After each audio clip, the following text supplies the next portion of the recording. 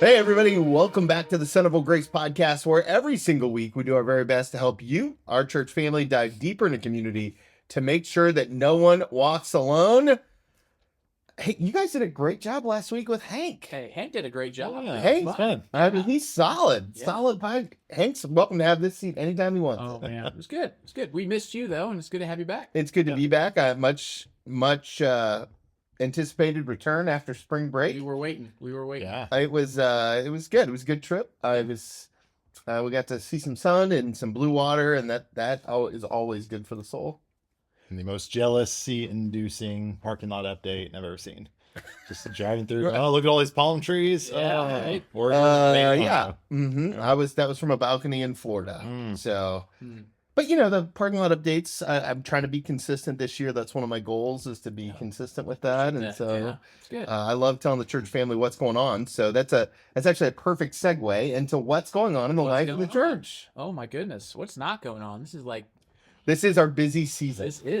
We got so much going on. So we They're all have, fine. Everybody's fine.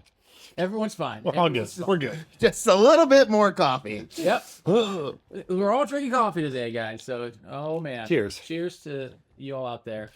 But listen, this is retreat season for us. So we have our men's retreat coming up. So guys, please, if you're at all interested, sign up or come talk to us if you have questions about the retreat. But we would love for every guy to come to this thing. But we'll take whoever we can get. But sign up is ending here in a couple weeks. So we need information from you if you're coming. So please sign up at centerofgrace.org/next steps. That's where you can sign up and find out everything that we talk about today.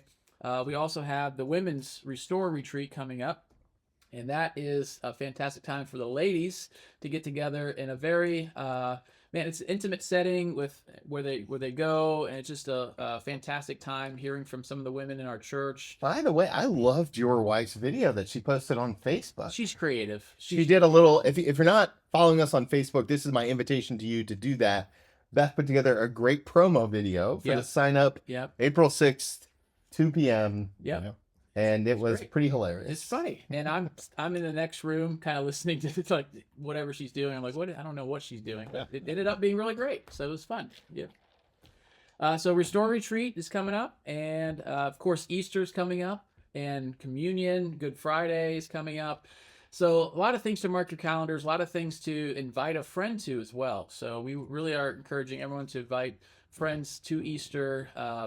And leading up to that, we're going to be talking about this coming Sunday, the power of a story. And we're going to start encouraging people to share your faith story with others. This is the time of the year where people are talking about Jesus more than any other time of the year. So I think we have an opportunity. We don't want to miss it.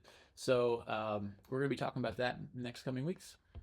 Also, April 9th, Holy Conversations, an opportunity to do some storytelling. We're doing it's a workshop. So this will be kind of come in, roll up your sleeves, get your hands dirty on how can your story influence the people around you.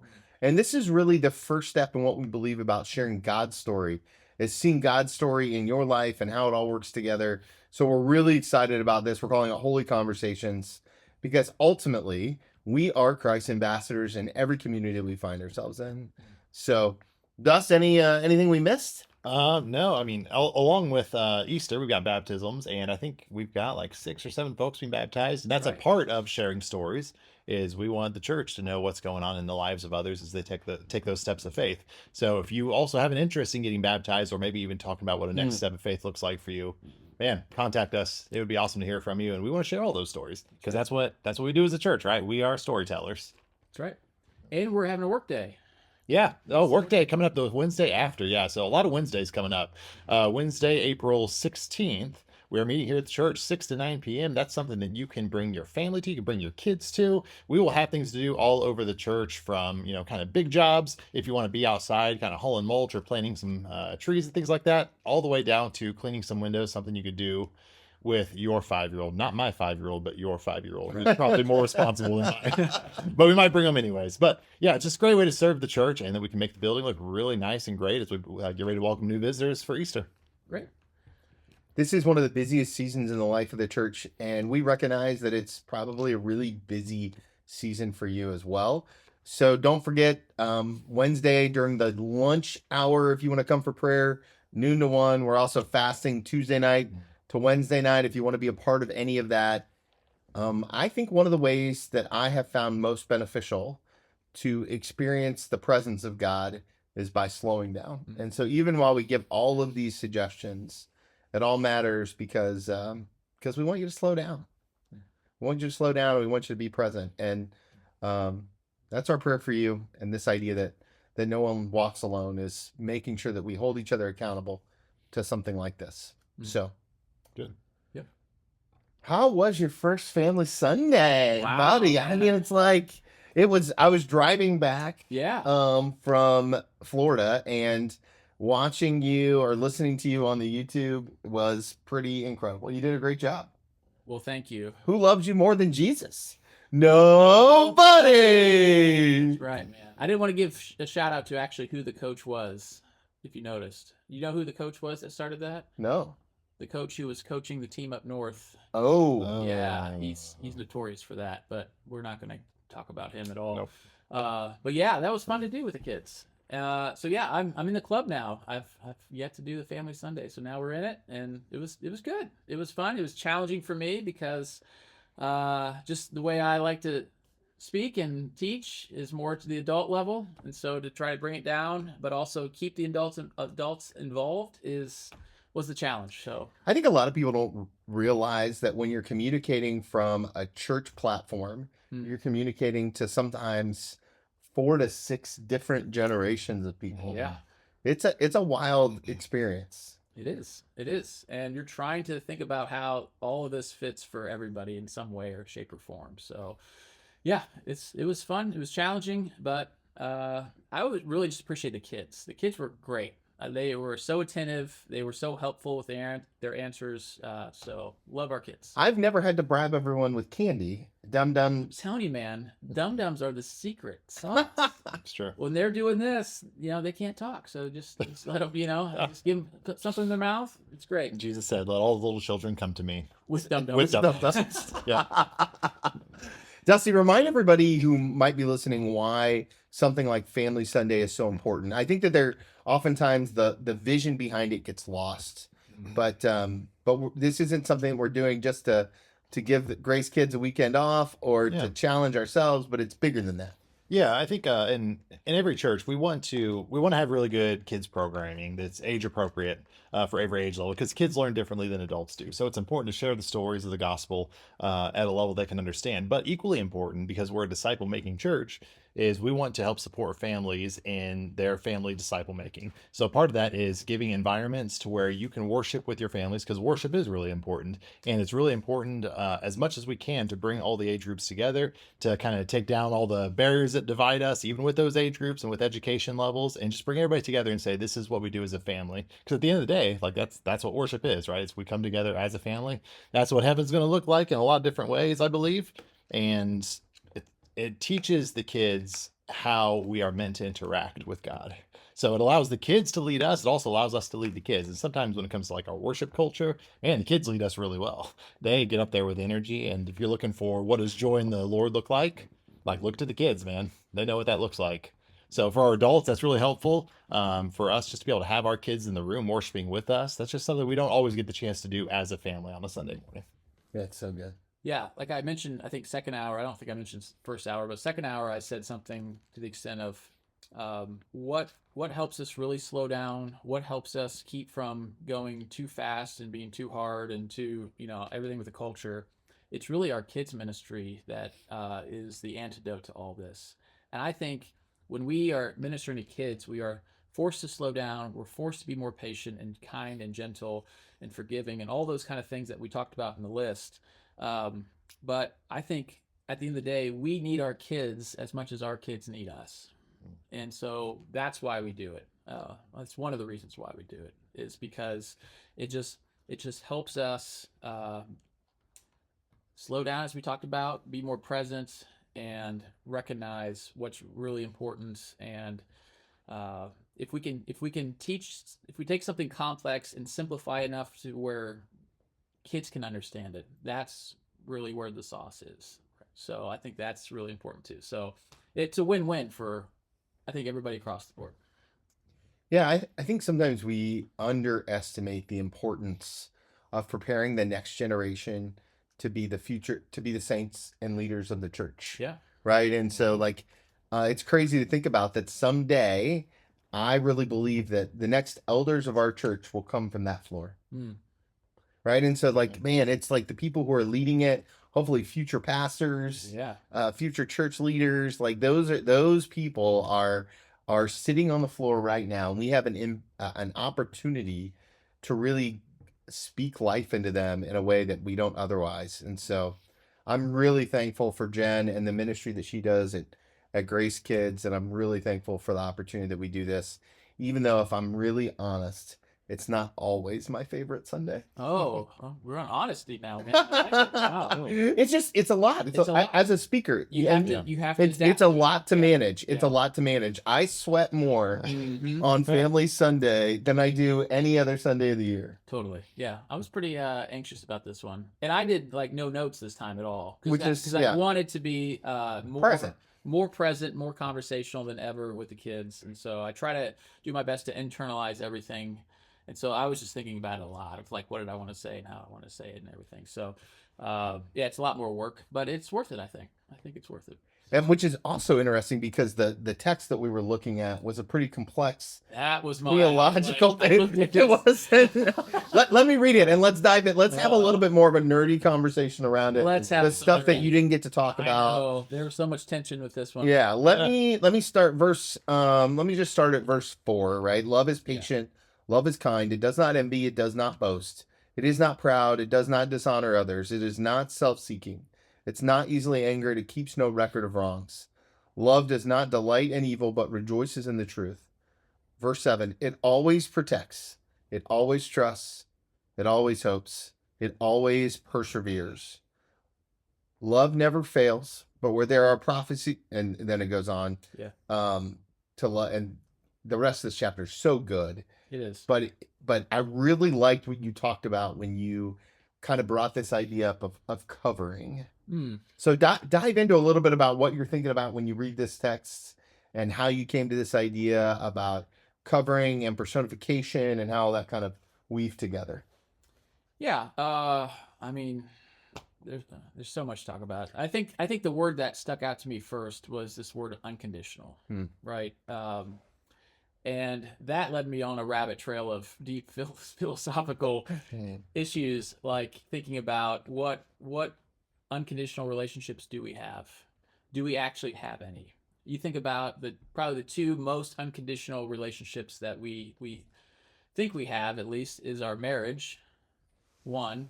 And so we're always taught never to use always and never.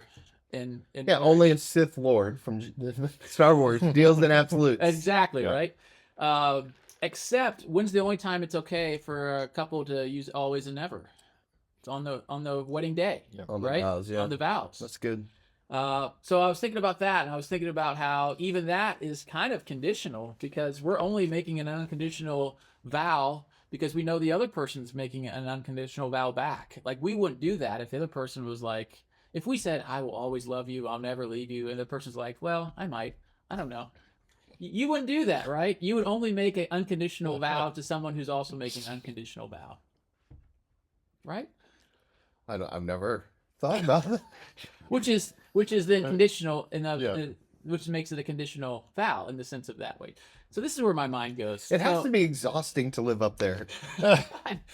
Baby. I don't know. Can you imagine how much fun a wedding would be with really honest vows, though? Yeah. Right? Like, guys, I'm gonna do my best. We'll see how it goes. So I promise to always ask for unreasonable things. That's right. Right.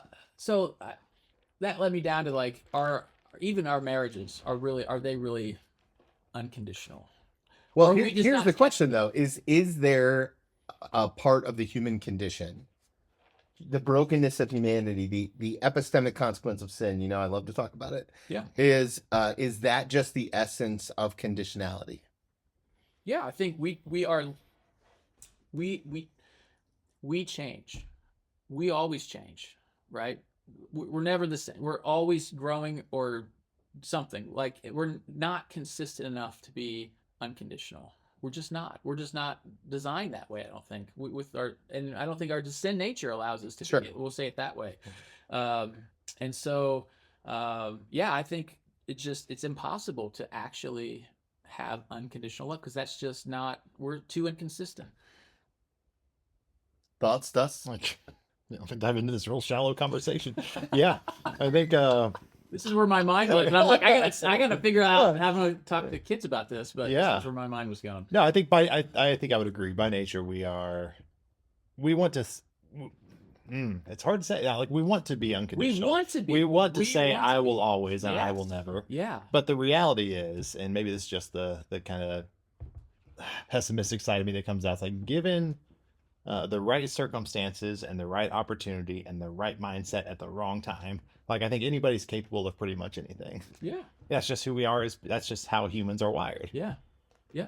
So it's like, hey, what's your relationship with the Lord? How close can you walk with Him to try to stay as close on that unconditional side as possible? And Right. how do we surround ourselves with people that help us do that? And Well, let's not just look at this though. But this is, if we expand this thought process to all of creation is conditional, right? Everything changes. Nothing stays the same. Sure. Like the way that the flower grew last year will not be the way the flower grew this year. Right. The way that the tree grew, et cetera, et cetera.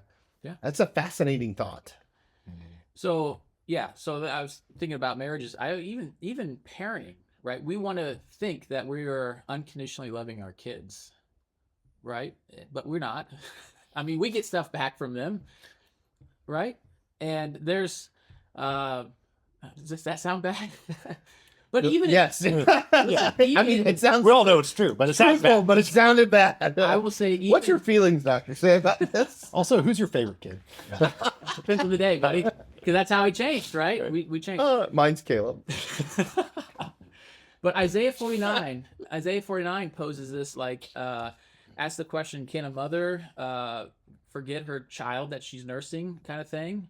And it goes on to say, even if the mother forgets her child, which it like leads to the possibility, I will never forget you. Like even the most strongest parental mother, child love, that's not always going to be like it. It's still in a level of conditional. I think it still can be broken, and so I don't think we even have like almost the bandwidth to really fully understand unconditional love because we just have never seen it apart from what Jesus has done for us.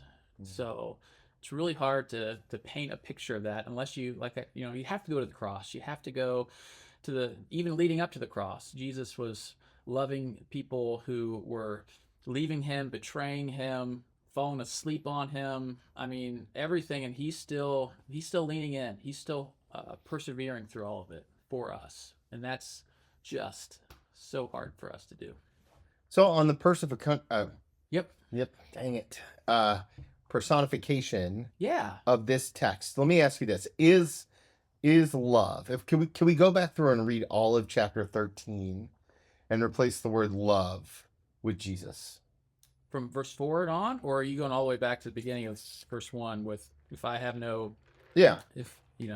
I I mean, honestly, I went all the way, as I was thinking about this question, Yeah. I went all the way back to 12, right? Like if I go back to 12, it says 12:27 says, now you are the body of Christ and each one of you is part of it.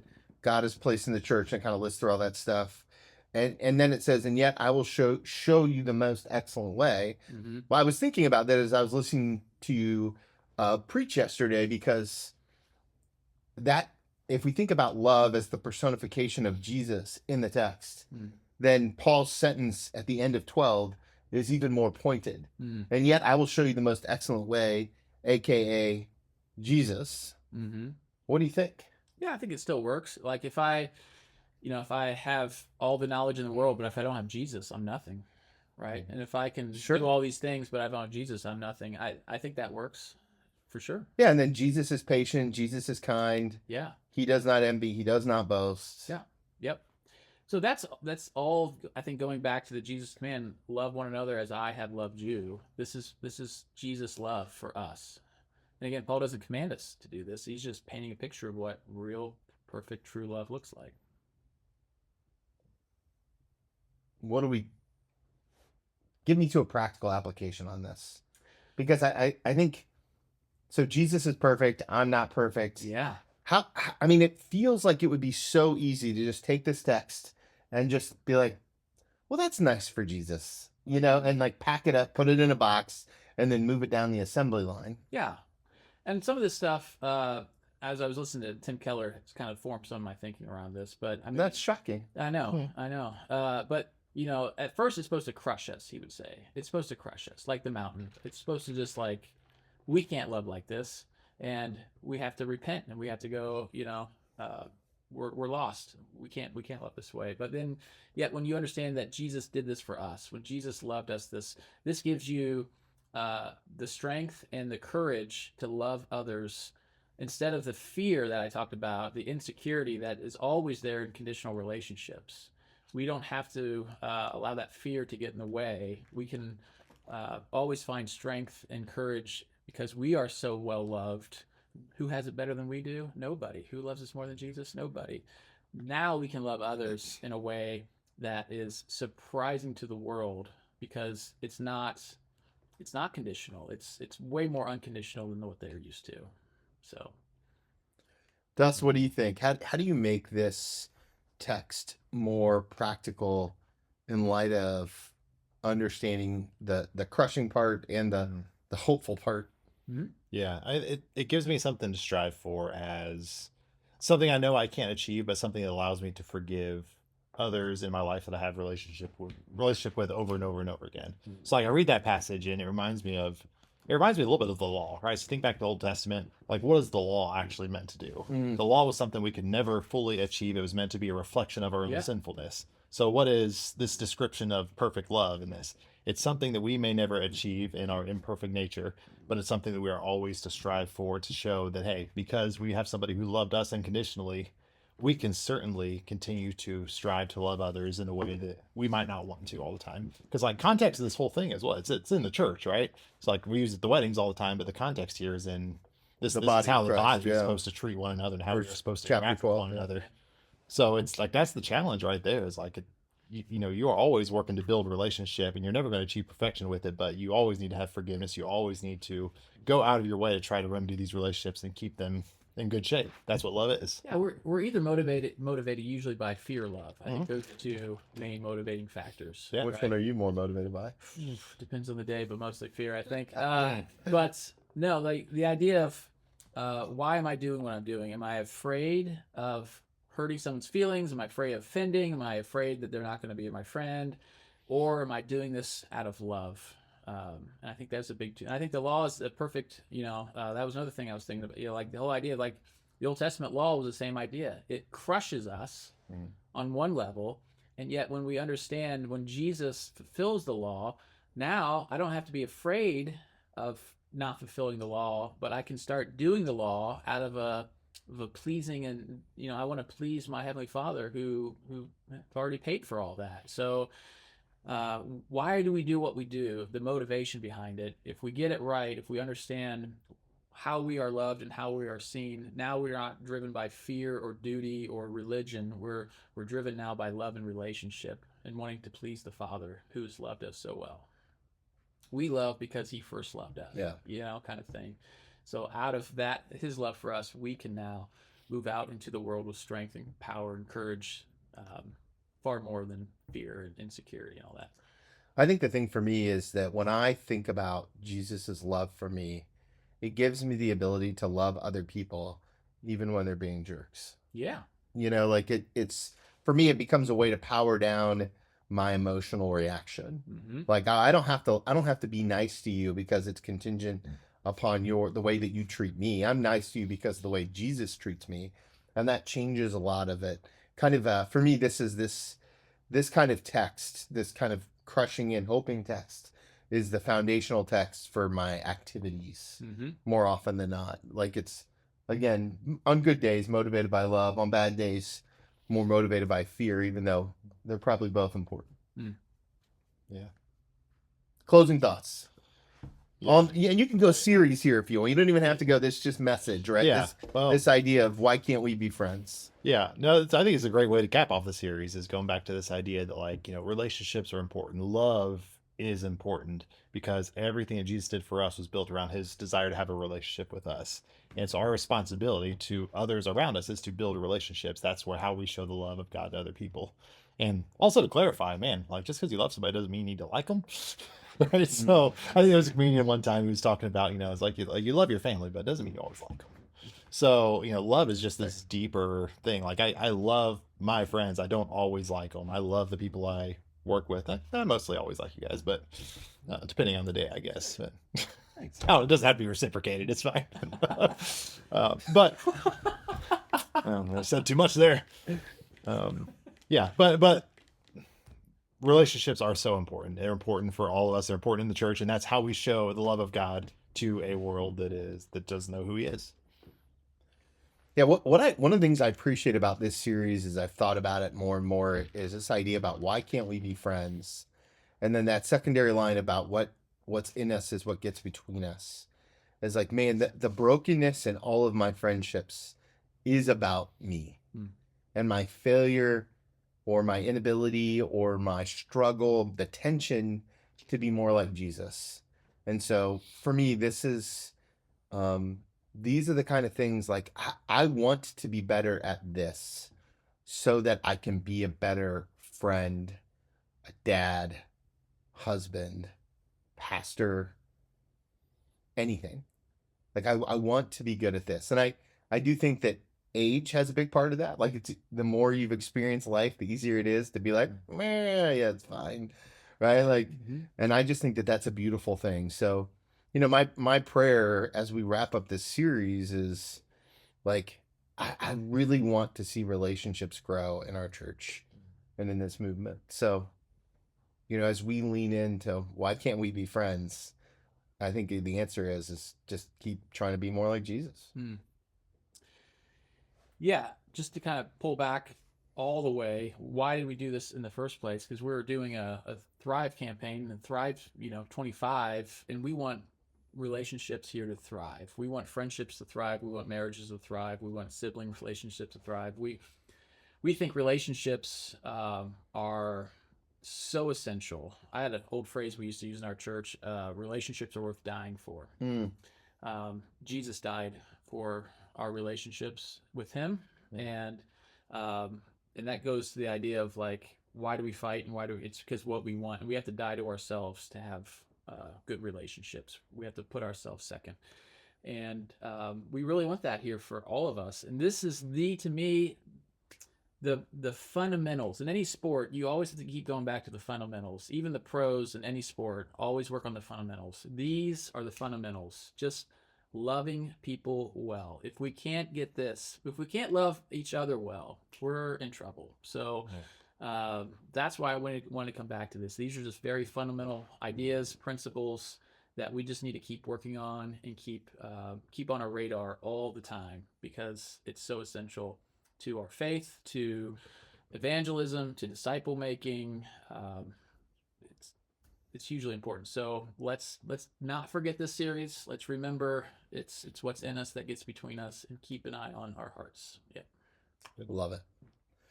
Why don't you tell everybody teaser for next sermon series? Teaser. Hey, listen, the next series we're going to talk about the power of a story. And everyone loves a good story, and true stories are the best ones, right? And so we're going to invite people to think about their own story and how that then ties into our greater church's story. And then ultimately we're going to go to the resurrection and Easter Sunday and talk about the eyewitnesses story and how it is so reliable. And I'm going to nerd out a little bit on Easter. I think a little bit of just how reliable our witness accounts are, and how Apologetics. How important the Easter story is to our faith. Without it, we might as well just pack up shop and go home right now. That's what Paul said, in a way. Yeah.